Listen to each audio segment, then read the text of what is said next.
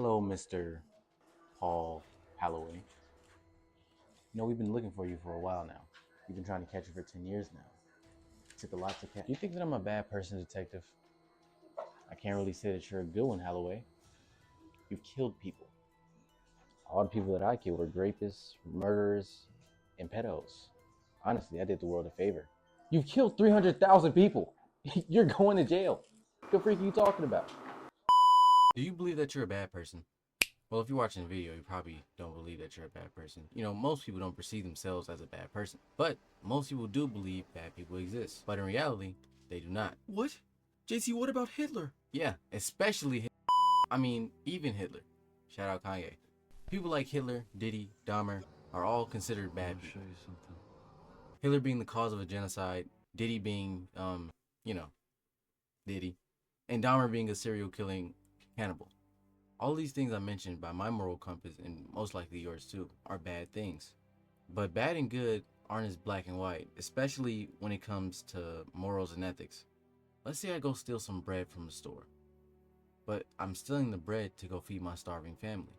Morally, I'm correct, but ethically, I'm wrong. I love what Sadhguru said when he was describing good and bad. He states, "What is good, what is bad, is only contextual for those times and those societies at a certain time, because good and bad is judged by the consequences it generates, not by the action." And yeah, he's right. Let's just say hypothetically, just hypotheticals and things of that nature. I slit your throat open. I'm a murderer.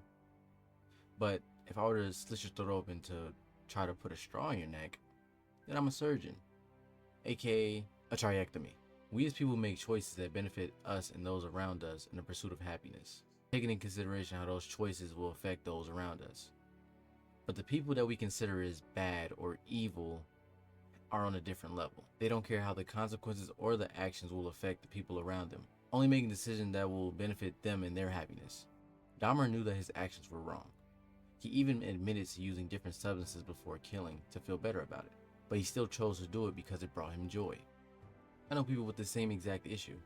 Well, not the whole killing and eating people, but the whole knowing something is wrong and still doing it anyway. But we can't talk about good and bad unless we talk about morals. Honestly, morals are harder to explain than I thought. They can be subjective and objective at the same time, but it can't not be either at the same time. Like, it can be subjective because if someone's moral compass says it's fine to go punch old ladies on the sidewalk, then who are you to tell them that that's wrong? But it can't be objective either because there's no consistent truth in between all religions, practices, and everything. Is what I thought at first. But then I talked to my boy Zane, which he believes that no matter what culture that you come from, you always strive to be a good person. And yeah, what culture do you know that we strive to be bad people? I can't name one. Now, good and bad after that is what they consider good and bad and all that extra. But I don't know one culture that wants their people to be bad. But can a good person become bad, and can a bad person become good? We've all heard the term good people can do bad things. For example, Walter White, the teacher that found out he had cancer. He then proceeded to sell a couple drugs and kill a couple people to make a living for his family before he goes. Or maybe you've heard about Thorfinn, the kid that wanted to get revenge for his fallen father. When he eventually failed at getting his revenge, he became a slave, then swore to never raise his sword again. In both cases, change happened, one for better or worse.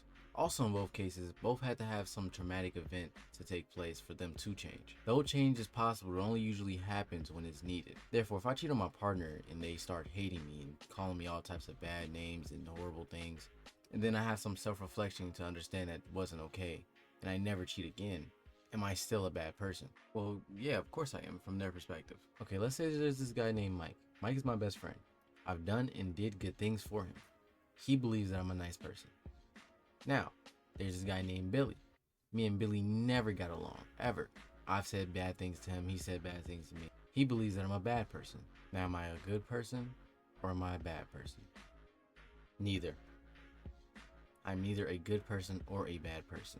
Sometimes I make choices for everyone. Sometimes I make choices for myself. We all may have wronged somebody in the past, had an idea or maybe done an action that everyone didn't agree with. But this is all okay because you're a human. Well, morally speaking, at least. Ethically, I don't know what you did. You know what I mean?